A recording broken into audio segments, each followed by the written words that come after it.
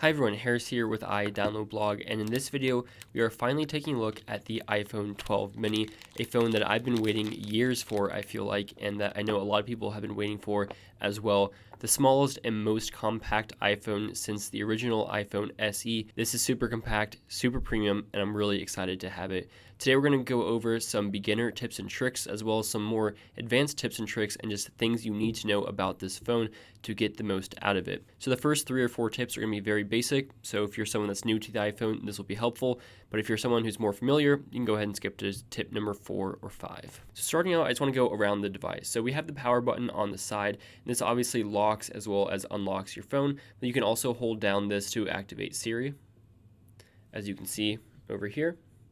And then you can also double click it to get into Apple Pay. And you can do wireless payments with this. Now on the other side, of course, you just have your volume buttons for up and down volume. And then your mute and vibrate switch off to the side for silent mode on or off. And then when it comes to using this phone, you're going to be doing a lot of swipes. So when you're in your lock screen, you're going to swipe up to get to your home screen. When you're in your home screen, you're going to swipe up to get to your recent applications. When you're in an application, you're going to swipe to the left or right to go back or forward between your recent applications. You say I can go back to weather, and then back to settings, or I can go further back to mail, camera, and more. The top right-hand corner is going to be your control center, which allows you to get to quick actions such as your Bluetooth, your Wi-Fi, your music and your audio, rotation lock, do not disturb, your brightness, your volume, things like that. You can also customize it in your settings by going into settings and then control center, and you can choose which things you want to be in there or not, including home controls. So if you have smart light bulbs or whatever in your house, you can have that show up there. I don't need that while I'm at school. And then I have some of my favorite shortcuts here, including flashlight, voice memos, screen recording, low battery mode, as well as night shift. And then of course, swiping down from the middle or the left will bring up notification center, and you can see all of your recent notifications. Next, you probably heard that this phone does not include a charger in the box. Apple no longer includes a charger. They do give you the charging cable, which is a Lightning to USB-C charging cable. So in order to actually charge your iPhone, you're going to need to use a pre-existing cable and cube that you have with a Lightning connector, or if you want to charge it at maximum speed, you can get a couple of really simple options. This is the Anker Nano, which is a super small but fast charger, and it uses USB-C, which is compatible with the cable that Apple gives you out of the box, and this will charge it really fast and it's super compact. And then Anker also has some really nice cables, including this USB-C to Lightning cable. It's braided and super high quality, and these are both really cheap, and I'll leave links in the description if you want to check them out. They're like $10, $15. And then Spigen also makes a nice, compact, fast charger for your iPhone, so you'll be able to charge your iPhone much quicker with one of these really compact USB-C chargers. And of course, Spigen also does make a cable if you need an extra Lightning to USB-C charging cable for your device. But otherwise, if you have an iPad Pro or the new iPad Air, you can charge your iPhone from that device just by plugging it in the USB-C port, or if you have one of the newer Macs with USB-C, you can charge it from that. Now next, this phone does support wireless charging, including Apple's new MagSafe charger. So you just magnetically attach it and it will charge. Now one thing to note is that the iPhone 12 mini does not support the 15-watt wireless charging from MagSafe that the iPhone 12, 12 Pro, and 12 Pro Max do. So this only gets you 12 watts of charging speed, which is still an upgrade over the 7.5 watts that you'll get with other wireless chargers. So again, you can get Apple's magnetic wireless charger if you want to charge your iPhone 12 at a 12 watt speed, or you can charge it with other types of wireless chargers for a little bit cheaper and a little bit slower as well, but you can charge it wirelessly, which is great to see. Next, of course, this does support MagSafe, as we just talked about with this charger, which means there are magnets on the back of this phone, and you can use it with Apple's MagSafe accessories, such as this leather wallet that I just reviewed, and you can check out that review, but it attaches magnetically to the back of the phone. It actually fits super well and goes right to the edge and fills it up to the camera. So this is a super premium accessory if you want to carry 2 to 3 to 4 cards with you on the go. It's really nice, and then you can just take it off when you're done and use your phone like you would normally. Additionally, Apple makes cases that have MagSafe built in, so it has magnets on the case, so it works with different accessories such as this MagSafe charger, and Belkin does have some MagSafe accessories coming out soon, including a stand as well as an air vent mount. Now, of course, this phone is made out of premium materials, and Apple is promising more shock protection when you drop this than ever before, but you still probably want to put a case on it, and you're definitely going to want to cover up that glass because it just gets a lot of fingerprints. So a few cases that I have so far, and I'm actually going to make an in-depth top 50 case guide coming soon, but just to name a few that I like so far, this is the Nomad Rugged Folio, which is a super nice leather case that looks super good with this phone and is just really, really premium. So if you're looking for a nice leather folio for your iPhone, this is definitely really nice. A second leather case that I really like is from the company Mujjo, M-U-J-J-O, and this is a super premium leather case. It's really minimal, smells super good, really soft, and definitely looks good with that blue color. If you're looking for something more rubbery, Spigen makes a bunch of different cases.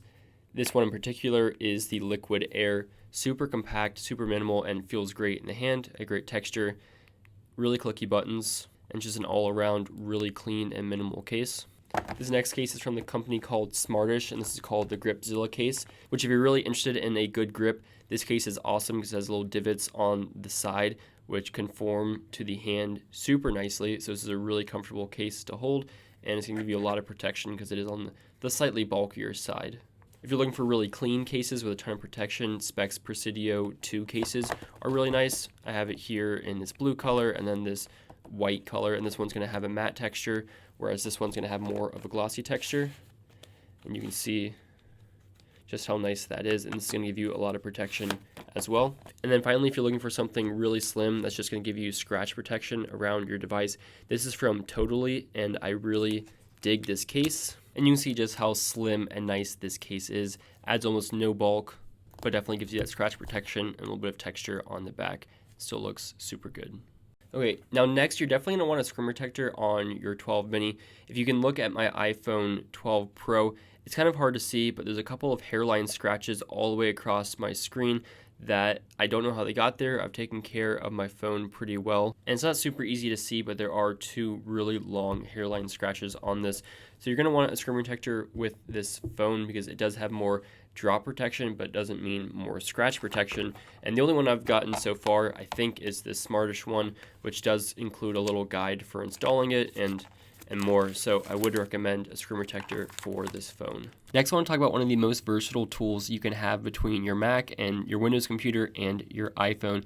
This is called AnyTrans, and they're the sponsor of this episode. This is a device managing software, a one-stop iPhone content manager. It uses a one-click quick transfer to backup, recover, and secure over 27 types of data on your iOS device, and doesn't require any background knowledge to use it, and it works on any iOS device that's running iOS 5 or later. The software allows you to bypass iTunes music transfer restrictions. You can back up and print your messages, back up all your photos, videos, manage iOS apps in batches, and also download YouTube and Instagram videos and more right from the software, and you can transfer any file from your iPhone directly to your Mac as well. You can check this out for your iPhone 12 or any iOS device using the link down in the description.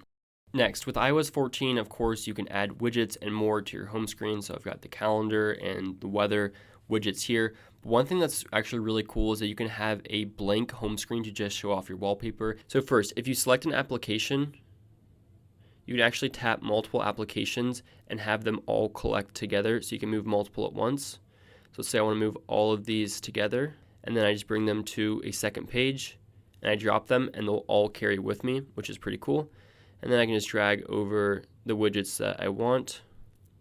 And now I very quickly moved all of these apps over a page, and now I have a blank page to the left to start my home screen, and then that will stay a blank wallpaper home screen. So again, if we go into this mode, you can see that we have this blank home screen to the left, and then we have this one over here. So now I have one home screen just to show off the wallpaper. Next, I want to show you a feature that I've talked about in a lot of videos, but I use it a lot, especially at night. So if you go into Accessibility Shortcut and you turn on Reduce White Point, if you triple click your power button, it will dim your screen further than what it normally allows you to do. So if I bring the brightness all the way down, you won't even be able to see it. But if I triple click it and turn the setting off, You can see the difference that made, which is super handy at night when you don't want to strain your eyes too much. And if you use it in conjunction with night mode and night shift, you'll get a really nice and more pleasing screen to the eyes than you would normally get. Next, as it is and by default, you can use autofill to sign into different websites using your Face ID. So for instance, I can log into Twitter using autofill, but it will require Face ID, but I can turn this off so that it doesn't require Face ID if I go into the settings and turn off the feature, and that's just a setting and an option that I like to configure. Next, if by default you see that your auto brightness is turned on your phone and you're like me and you just hate that and you like your brightness to be what you want it to be, you can get to the settings in a more confusing way than it used to be. But if you go to accessibility, display and text size, and then you scroll down and you can see auto brightness down at the bottom, and you can go ahead and turn that off. Next is a new feature in iOS 14 in general. If you're in FaceTime or you're watching a movie or watching something online, you can actually exit out of the app that you're in and it'll keep up in a picture-in-picture mode whatever you're watching or your FaceTime call, for instance. So if I FaceTime myself and I accept, so you can see that if I answer my FaceTime call, I can exit the FaceTime app and it will keep open a window and I can go back into it and resize it and more. And I can also do this for videos within Safari and other applications, such as the MLB at Bat app and more. So that's great. And finally, one of the things I really like to do is scan documents quickly. I use this a lot for school and for emailing. So like I showed before, you can go and customize your control center controls here. And if you go into the Note one and hold down, you'll get an option to scan your documents right away. So you can quickly scan a document and then send it to somebody. So that's really great. So yeah, that's about all I have for this video. Let me know any other cool features or tricks that you like with the iPhone 12 mini. Let me know what color and capacity you got as well. But thanks so much for watching.